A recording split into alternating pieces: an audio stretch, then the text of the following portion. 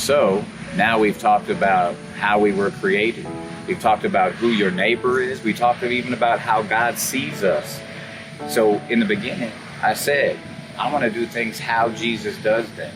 So now I'm going to show you not what he said, not how he sees us, but what he actually did.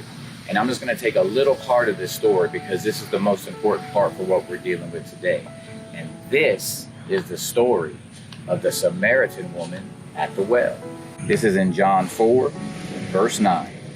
Then saith the woman of Samaria unto him, How is it that thou, being a Jew, askest drink of me, which am a woman of Samaria? For the Jews have no dealings with the Samaritans. No dealings.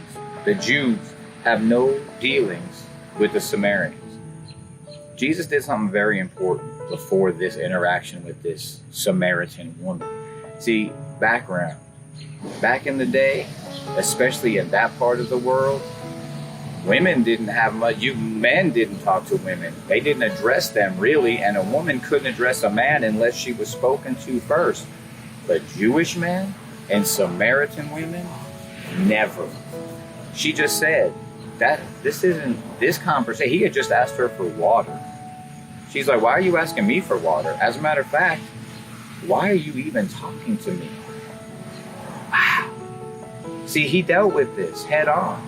But he did something very important before he went and talked to this woman. He was walking with all his boys, his apostles, his disciples. And he sent them off to go get him some food. The creator of the universe, the man who fed 5,000, the man who fed 4,000. He sent his buddies off to go get some food. See, a lot of times if you want to deal with the realities of the world we're living in, and you want to break down barriers, you got to get away from the crowd of people that you hang out with.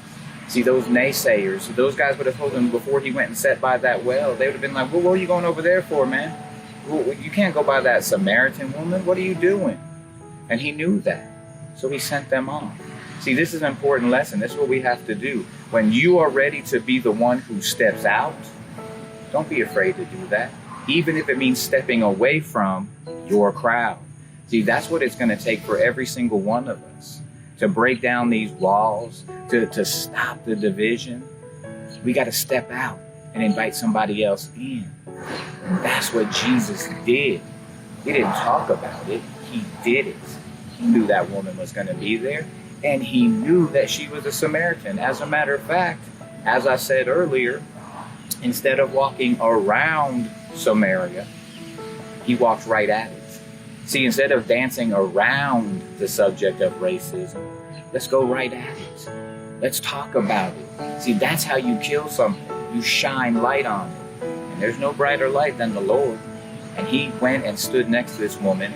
Not only did he have a conversation with her, not only did he tell her who he was, he revealed to her that he is the Lord. That's in there. That's one of the first people in the Bible that he actually sees. When other people would call him king, he'd be like, no, no, no. It's not my time yet. My time has not yet come. Even when his mom asked him to change water into wine, he said, woman, listen, my time has not yet come. But with this woman, his time had come. Because it was important for him to reveal to her not only who he was, but because of who she was, didn't change a thing. Because of where she came from, didn't change a thing. Because she was a woman, didn't change a thing. God, Jesus himself went to her. He didn't wait for her to come to him. He didn't stand over in Israel and say, well, when you're ready to come out of your comfort zone. No, he got out of his and went to where she was and explained to her who he was. He is love. He said, if you drink from me, you will never thirst again. All of this crazy stuff you're looking for in the world, you're never going to find it. Everything you're looking for is standing right next to you right now today. And she said, you must be a prophet. And I heard that we're supposed to go worship in the mountains. And now I'm hearing from your people that we're supposed to worship in Jerusalem.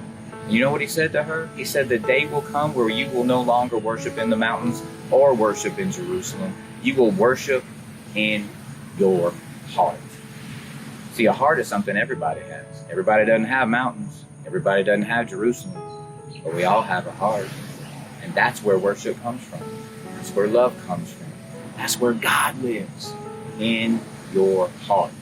And in the heart of every man and woman that you see every day. Regardless of where they came from. Regardless of who they are. And most of all, regardless of the color of their skin. Love is meant to be shared. Love is meant to be given, not divided, united. That's what love does. So let's stop this craziness. Let's just listen to what the Lord says. Don't worry about what I say. Let's listen to what the Lord says, who he says we are, how he sees us, and what he showed us. That's what he came here to do. In 3 years, in this book, all throughout it, he shows us how to live and how to love. In Jesus' name.